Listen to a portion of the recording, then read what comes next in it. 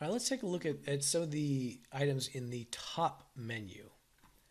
So if we click on the alpha, that allows us to be able to take a particular alpha. We can flip horizontally, flip vertically, we can rotate it around, we can invert it. We can actually create alphas, we can modify those alphas, we can make 3D, we can transfer. We can actually do a grab document too. We can sculpt something in here, whatever we're doing, and we can actually do a screen capture of that and make it its own alpha. It's really, really great, comes in handy. With the brush tool, again, we can do all sorts of things with brushes. We can load brushes, we can save brushes, we can clone a brush, change it, save it as a new brush, and have it become a standard issue. We can affect the different curve information, the depth of this. Let's say right now its embed is 0. As I move it up or down, you can see how far it's going to either embed or carve out of the model. I tend to not play with this too much. I have on certain items when I'm working with them, but not a whole lot. Twist, I don't tend to touch. Orientation, I don't. Surface, I've added some noise that way sometimes. Modifier, I have changed the strength of the brushes sometimes. You can change the brushes, trails, intensities, stuff like that.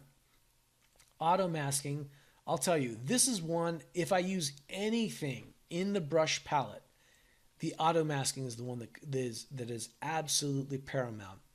Right here, back face mask. We will come to that later on because this is one of those that is absolutely key, because I can't tell you how many times when you're sculpting on something that might be thin, you start sculpting on it, and because it's thin, it eats into the back side of the model. Let me show you really quickly, in fact. Let's go ahead. I'm going to click this brush. I'm going to hit the S key, and I'm going to grab Snake Hook. Snake Hook is a really interesting brush. I'm going to click and drag. Oops, and by the way, perfect example. I had my RGB on, so it thought it wanted my background color on this, so it painted it. Let's do Control Z, change that. Now I can click and drag. There we go. All right, so let's assume this was, for whatever reason, we needed this here. All right, I'm going to go ahead and go on to, say, the clay buildup. Smooth this down a little bit. And then I'm going to go to the top here, and I'm going to just start Z-adding. Oh, see that? There we go. Perfect example. As I'm sculpting on the top, it's eating into the bottom, all right? Because it's just not thick enough to support the overall effect of the brush and everything. You can see the outer two rings. That's a big effect area. That's an area of deformation that's going to be able to focus on. It doesn't work. So Control Z that.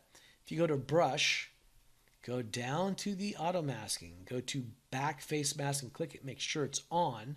I can now do that same thing, for instance. See, the back did not get affected whatsoever. This will come out much nicer when we do Dynamesh, by the way. This particular model is not Dynamesh, so it's going to stretch a little bit. If I hit Shift F to look at that, you can see how it really distorted those polygons. Really distorted that. But that, again, that's because this isn't a Dynamesh. We can actually make this a Dynamesh. Dynamesh is something that we'll get into, but for now, let's leave it alone, but just so you can see. All right, I'm going to hit Shift P, by the way, just to turn off my grid. So again, brush, auto mask, back face mask, extremely important. Color, again, this is where we can fix our color, fill object, fill layers, etc. We can modify different colors. We aren't going to get any of that into any of that right now. Document, there are a number of things in here that are going to come in handy later on. For now, we're not going to mess with it. Draw, again, we will get into this later on, but we'll actually use this to do an image plane. It's going to come in handy. It's really nice. File, by the way, when you save, a lot of people think they need to go to either document, save as, or file, save as, etc. I tend to always go over here, file, save tool. I tend to save my tools. I can have 100 different layers in here, but if I save this as a Z tool, it saves everything for me. Under the document, save as, it says it's in, do you want to save the document or save the tool? If you save the document, it's one type of thing.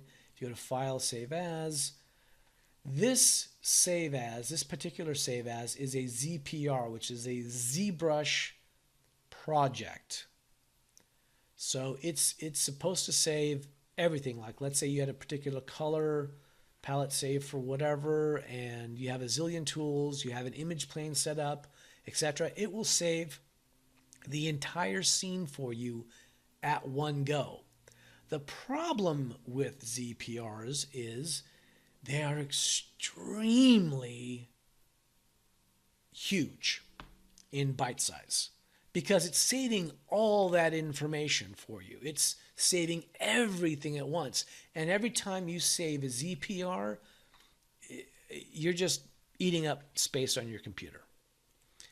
I have found I've never had a problem just going to my tool, save as, saving as a Z tool, always much easier, always easy. It never loses anything. I've never had any issues with it, and it keeps your file size down pretty nicely.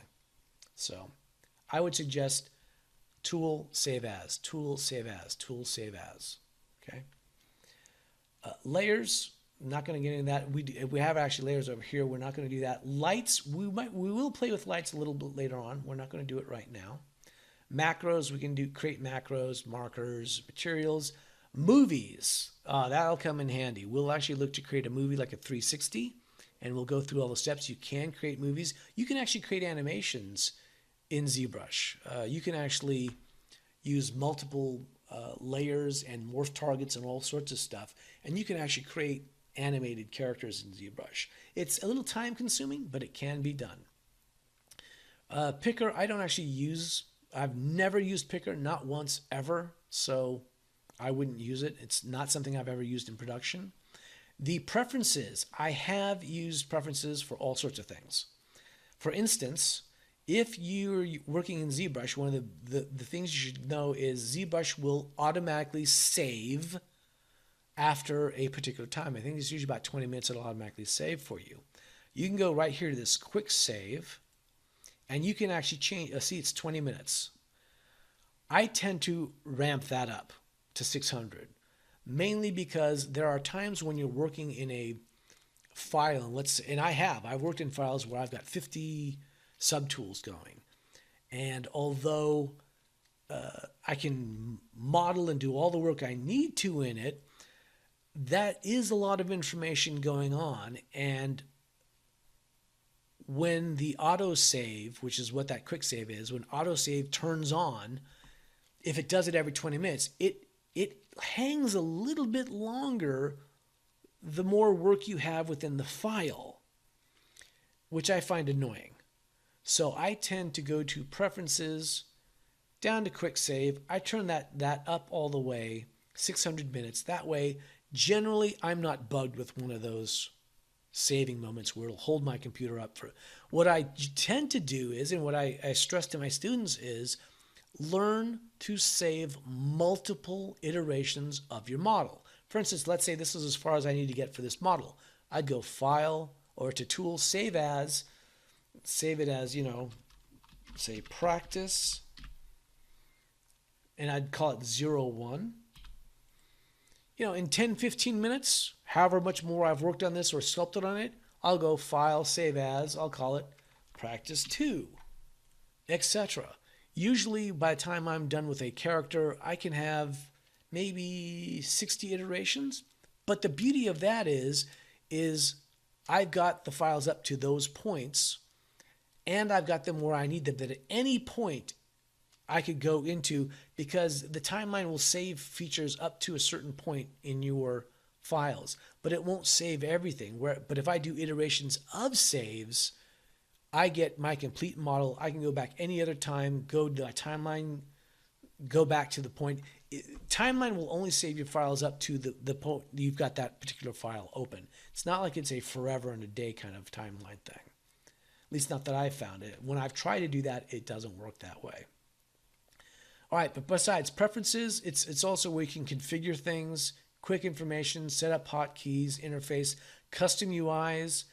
We're not going to get into some of this stuff only because there's a lot to it. In fact, I tend to stick with the original UI that ZBrush is given, only because it's so much easier to just maintain a standard UI. Because when I do a lot of teaching, there's no point in me having custom UIs, and you guys aren't going to have what I'm using.